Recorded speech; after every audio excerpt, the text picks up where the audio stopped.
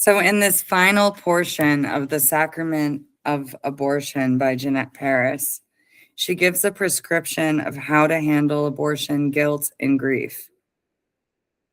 The cure for guilt. Just as cleaning up contamination won't be enough to create an ecological balance, decriminalizing abortion has not brought us a society that's aware of its reproductive power. We need to invent rituals, think up symbols, propose new ideas, and create a network of support for women and couples so that they can make the decision in a guilt-free state of mind. Contraceptive failure is a mistake, but not a moral lapse, and there is no wrongful intent. I received a call one day from a young man, a former university student, who asked for a psychological consultation. He wanted to bring along his girlfriend who had just left an abortion clinic. Neither of them regretted their decision, and all had gone well. But she felt extremely bizarre about going back to the office the next day as if nothing had happened. For an hour, they discussed their decision. They felt too young to raise children since they were still economically dependent on their own parents. They were also uncertain about their fairly new relationship and anxious to develop their professional skills so as to be independent to their families. And eventually they wanted a family, children, a home, but right now, a baby would be a catastrophe. Finally, as it became more and more evident that this couple had made the right decision, one they were happy with, I suggested that they go to a very good restaurant since the girl had been fasting since the night before. There was a reason to celebrate. They had successfully made their own decision their first decision as a couple, conscious of its reproductive power. Several days later, the girl called me. She wanted me to know that for the first time in her life, she had understood how wonderful it was to live in a country where democracy and feminism had made their mark. Democracy for her was just an abstraction, and feminism seemed a bit outdated. She loved the young man and didn't want to damage their chance to have a family. Our talk had allowed them to grasp the seriousness of creative power and to celebrate the awareness to which they had exercised that power. Our culture needs new rituals as well as laws to restore to abortion its sacred dimension, which is both terrible and necessary. In too many cases, a woman goes through a clinic like a car going in for an oil change, and the fetuses are put in the trash. The whole process, like birth, follows a medical model, but the wound of the soul remains untreated. In some hospitals, abortions are done in assembly line fashion. Sometimes the only communication between doctor and patient is to make sure she has been fasting. The usual hospital procedure requires the patient to be lying on her back, legs apart, while she waits for the doctor. He opens the cervix, a procedure that often provokes a flood of emotion from the woman, for which the woman is unprepared. The suction pump is placed and activated, and it's over. The ritual may vary in detail, but its chief characteristic is that it's as fast as possible. This may be adequate for the clinical part, but what becomes of fear, guilt, and sorrow? Guilt can be crushing and unjust in the sense that women alone bear a burden that belongs to everyone. The woman goes home and cries and holds her belly. Some women are tempted to hide out as long enough to try to get rid of the feelings of shame and guilt, which run counter to their conscious reasoning, but which they feel nevertheless. With whom do they share the event? There are no priests, still less priestesses to grant them absolution. The luckier ones will have the support of the man who got them pregnant, a friend, a mother, a therapist, or a friendly medical team. Some clinics offer a network of psychological support, group meetings or one-on-one, and arrange the environment, the pace, the operations, and the relationships in a way that allow women to be heard, absolved, pardoned, and supported. But many go through the experience alone. Even worse, some are condemned by the people around them, including their own mothers.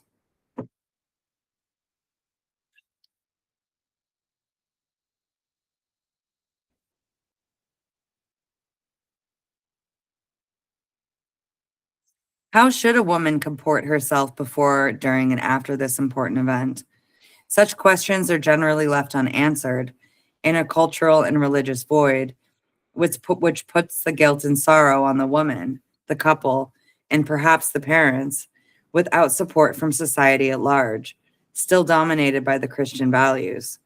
Most women who choose abortion love children and are tempted, often unconsciously, in an animal way to keep the fetus. But it is through consciousness, a feminine consciousness, that they choose not to give birth. A ritual that is well adapted to the circumstances can help them feel the love, the sadness, the regret associated with an interruption of pregnancy. I've heard women address their fetus directly in therapist or in a support group and explain why it's necessary to separate now.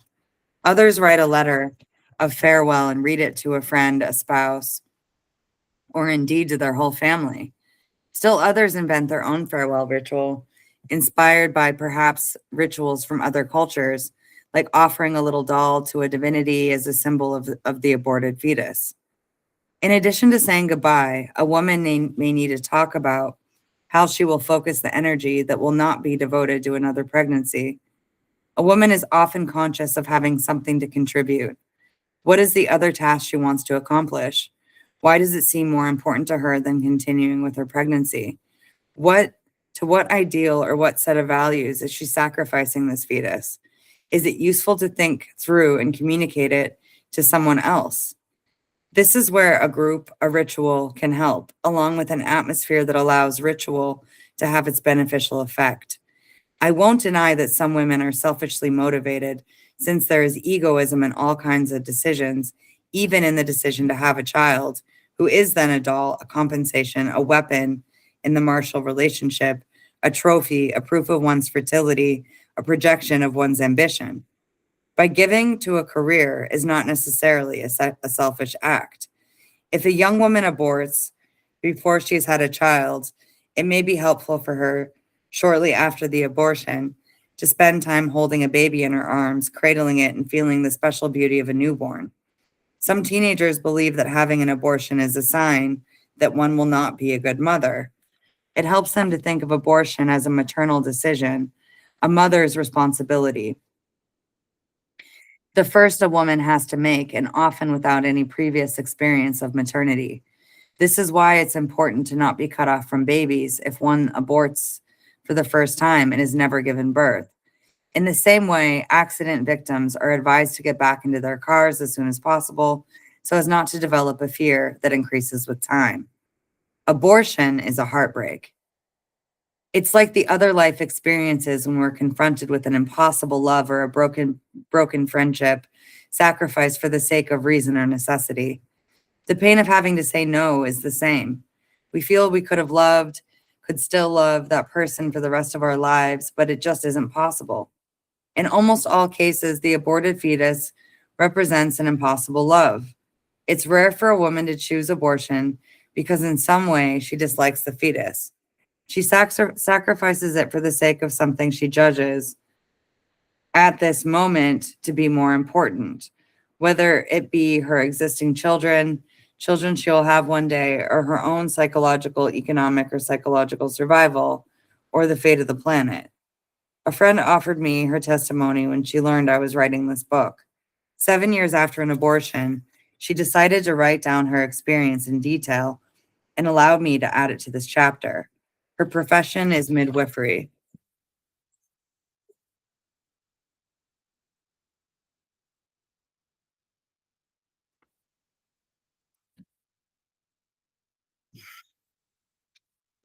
Farewell, my love. When I awoke that morning with a prickly feeling in the tips of my breasts and a subtle heaviness in my lower belly, I already knew I was pregnant. It was the first time it happened when I didn't want it to happen. I thought about nothing else night and day for 2 weeks. I wanted to weigh everything, think of everything, all the alternatives, all the angles, taking into account the energy, the support, and the money that was available or even possible. No matter how I looked at it, I came to the same conclusion. Alone with 2 children with no help from their father, I could accept a third child only through some dubious and costly form of heroism on my part. I would be giving life at the cost of swallowing up what little energy is left over from my job. I'd be giving life to the detriment of my 2 small children who still need me a lot. And finally, I would lose the creative momentum in the work I adore, the work that nourishes me, the work that was then and still is my contribution to the world. So the decision was clear. The appointment was made, and yet I was inconsolable. Several times a day, at the most unexpected moments, I was overcome with tears that I had more and more difficulty hiding from or justifying to my two children, who were too young to understand. My heart was broken. Paradoxically, during this period of reflection and calculation, my heart went about doing what it had done for my other children. Loving this little creature curled up somewhere in my belly, I had long silent conversations with it. Why had it come? Why the absurd contraceptive failure? And above all, why these waves of love for it just as I was getting ready to refuse it a place and thereby a life? The waves of love were so physical that they were beyond my control. They submerged me every day in a painful and sensual way, like inflows of milk. I could only let myself glide along, feverish and amorous, full but without roundness yet, a little intoxicated as it was the beginning of an affair. So why refuse all that? The absurd tearing apart of the abortion process seemed intolerable. I had to find an answer in the deepest part of my being. During one of those inexplicable loving conversations, I felt as if I were carrying in me someone who had previously died in a complete oblivion, anonymously far from loved ones, and that it had come from this time to refashion its departure from life. Just the departure, but this time in full and loving unconsciousness, and I could give it that. I don't know where the idea came from, nor it is important, but it gave me meaning that what I was going through and allowed me to commit myself wholeheartedly to my decision and my love, which I did right up to the night before the appointment. The separation approached and wrung my heart. I cried so much that evening I thought a dam had burst. I asked myself, what am I crying about? The death of a fetus? My own cruelty? A child I'll never know? The friend who offered me a shoulder to cry on assured me that the answer was not important and I just needed to let myself feel the pain. But I felt I might have a clue in that answer. I suddenly realized through my tears that I was afraid of being a bad mother to this baby. But bad mothers, if they exist at all, don't worry about harming their little ones. No, I wasn't a bad mother. On the contrary, I was giving this creature the best of me. I had done as I had done for the other two. All of this came to me with such certainty that a great sense of peace ran through me, and I went to sleep with only a few leftover sobs. I woke up in the same frame of mind, calm, sad, and serene. When my turn came, stretched out on the table, feet in the stirrups, ready to let my little darling go. But as soon as the doctor touched my cervix with the first metal instrument, I became terribly nauseated and drenched in sweat. Everything toppled over backwards, and the whole room went dark. They began to throw cold water on my face, check my blood pressure, call out to me, while I put my total effort into each breath as not to lose contact. I was in a state of clinical shock, my body reacting violently to what it perceived as mortal danger. I wondered for a long time afterwards why that had happened when I had been so at peace with my decision. I realized that even if my head and my heart accepted the loss, my uterus still saw it as a mortal threat and was protesting with all its strength in an effort to protect its little lodger. I was very proud of my uterus for doing its job so well. After everything calmed down, the procedure moved gently ahead. One instrument, then another. Breathe, breathe, breathe. Say yes, say yes. And when the machine made its horrible, absurd noise, I talked to it. Farewell, goodbye, my beautiful little love, I cried. And the machine shut off. It was over. My baby was really gone. The rest of the day went by smoothly, my hands on my belly for warmth and a kind of muted pain on the memory of pain. A few tears of sorrow now and then. Only sorrow. The next day, life went back to normal. But curiously, several friends I met asked me, what's going on with you? You're so radiant today. You're absolutely glowing. What's going on is that I've just had an abortion and lived an impossible love and accomplished a great reconciliation with myself. But that was my secret and my gift. Now, 7 years later, I cry as I write this, not with regret or remorse or guilt, just tears of sadness. My darling is still alive, but he is far away, and I am its mother.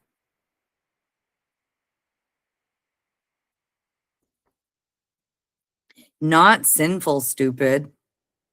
When the Greek or Latin poets make the gods talk, they often deplore human folly.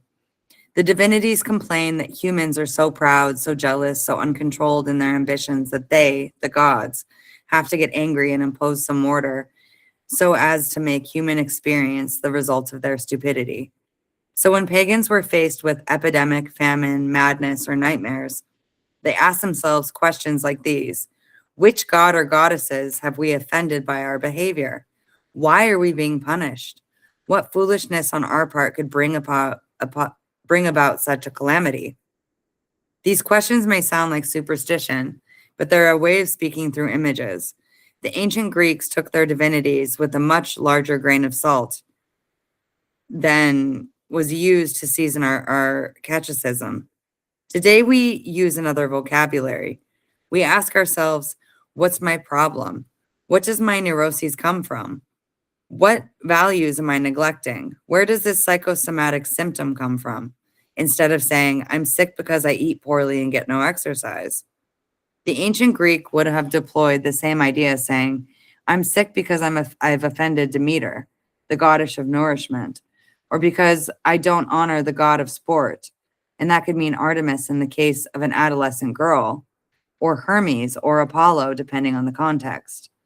In other words, visualizing the anger of a god is a way of acknowledging the foolishness of an act by holding it against an important standard that one persists in neglecting. In our present culture, it is neither a sin for now against the law to pollute the little stream on my property, to clear cut the forest, to transform a park into a parking lot. By the same token, the unemployment rate among the young, the suffering, the abandoned children, and the isolation of old people do not appear as sins in any present religious code. Yet those who are aware of a larger global picture know that something very serious is happening. The error is a serious one. We feel it as such, not as sin, but as an unacceptable, unbelievable stupidity. Here, the ecologist and the pagan would agree. It's not a question of sin, just stupidity. The pagan value judgment is not based on a dogma that forbids this or that, but on the practical consequences of an act. Abortion has been judged up till now according to a Christian dogma. It's a sin because it's forbidden by the church, and the church cannot change its position because it's written in the Bible. And if we begin to change the written dogma, the whole religion will collapse. Monotheistic religions based on a book, Christian, Jewish, Muslim, function according to written codes, dogma, that divide behavior into sin and virtue once and for all. But as soon as we adopt a more global and less dogmatic perspective, we can see the foolishness of sacrificing the mother for the baby, the stupidity of obstetric procedures that only consider the comfort and safety of the fetus, as if mother and child were not interdependent, and the folly of a moral stance that forces women to have children when the first need of a child is to be wanted.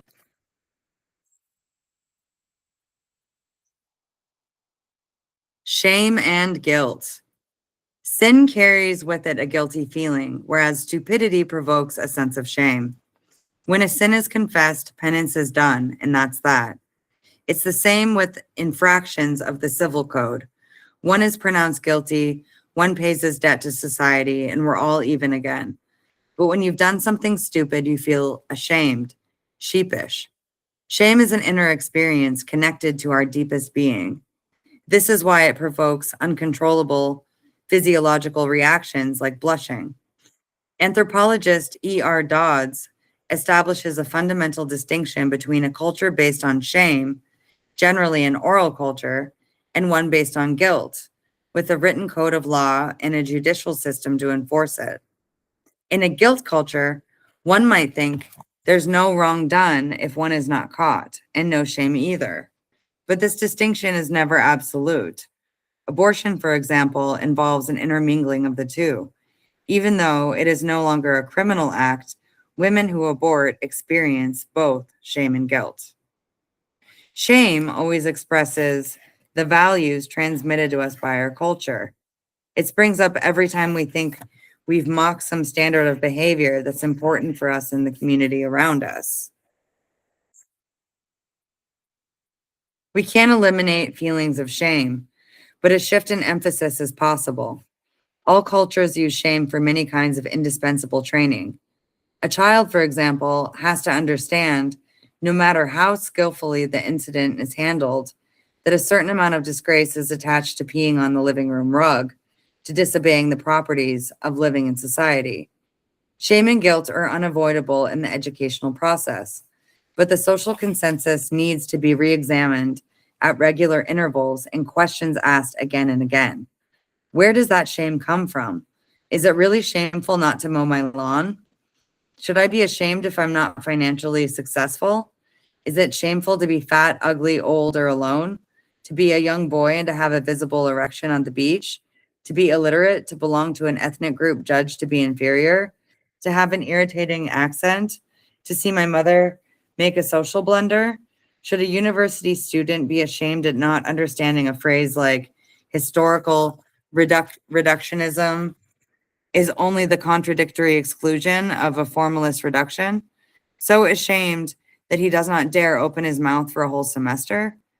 What was I ashamed of 20 years ago during a department meeting I was chairing when I noticed that milk was seeping from my breasts, making an increasingly large circle on the front of my blouse? What exactly was I ashamed of? Of pretending to be an intellectual while having the breasts of a nursing mother? Of being a woman? Psychology is helpful in treating shame on an individual basis and asking, what standard of values do I respect and what do I see as a destructive kind of prejudice? Therapy tries to help us see if there's agreement between our accepted values and our feelings. Christianity taught us to be ashamed of our bodies, of some of our emotions, of femininity, and many therapists are busy treating the embarrassment that lingers in the subconscious, even though we think we've rid ourselves of old religious structures. But in the collective unconsciousness, the job is only half done. For example, I wonder why rapists are not ashamed. The fact is, of the mysteries of the treatment of violent men, violence. Why aren't the big industrial polluters ashamed and big time financial crooks? The lying politicians? Shame seems to be pathologically absent in many contemporary settings and abundant in others. A pagan ecology could provide a new perspective on shame on the collective level, just as psychotherapy can help us define on a personal level. When we abandon traditional religious standards, we believed that a civil code, a system based on legal proceedings, proof of guilt and punishment would be enough to maintain collective values. But a law forbidding the pollution of streams will never suffice if the perpetrator feels no shame, if he doesn't feel personally tarnished at the thought of throwing garbage into pure water. If we rely solely on laws and regulations, we'll need video cameras behind every tree to catch the person in the act. And all these large-scale polluters, owners of industries, and legislators will continue to display the same pathological absence of shame. Will all come to a legislative dead end. Polluters aware of what they're doing are similar in psychological makeup to men convicted of domestic violence. These men readily admit that they've done, they know they're guilty of breaking the law. But for them, the law is a little like a speed limit on the highway. It's an annoyance. It would be so much better to drive your car as fast as it will go and beat your wife and children when you feel like it. Being restricted, being caught, and punished is what bothers them deeply, but they feel no shame. For them, domestic violence, pollution, and exceeding the speed limit are all the same thing. In a similar mind frame, it doesn't occur to these people that their environmental controls have made them more isolated human beings.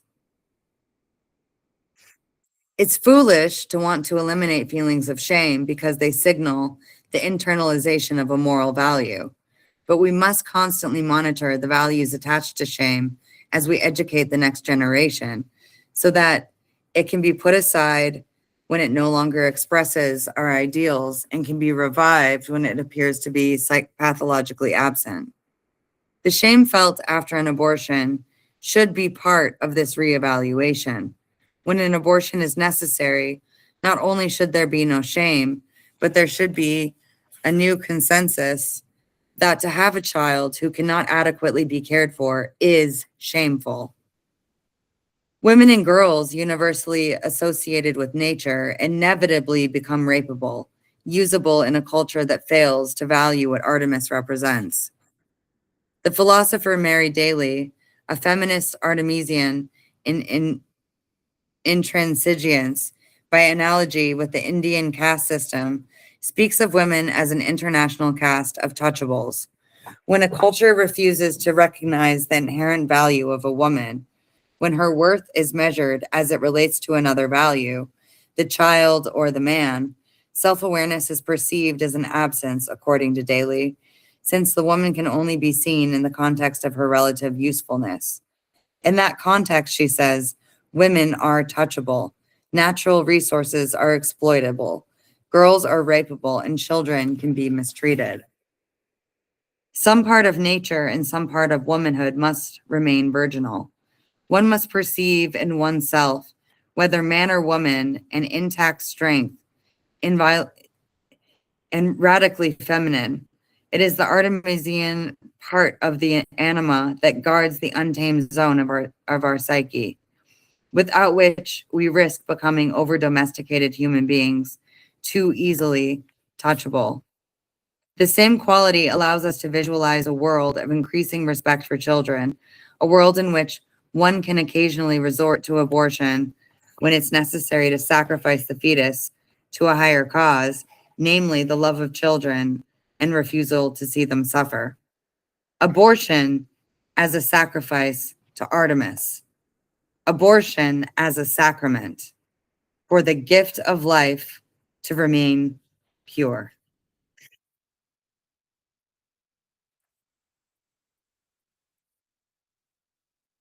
And that is the reading of The Sacrament of Abortion by Ginette Paris.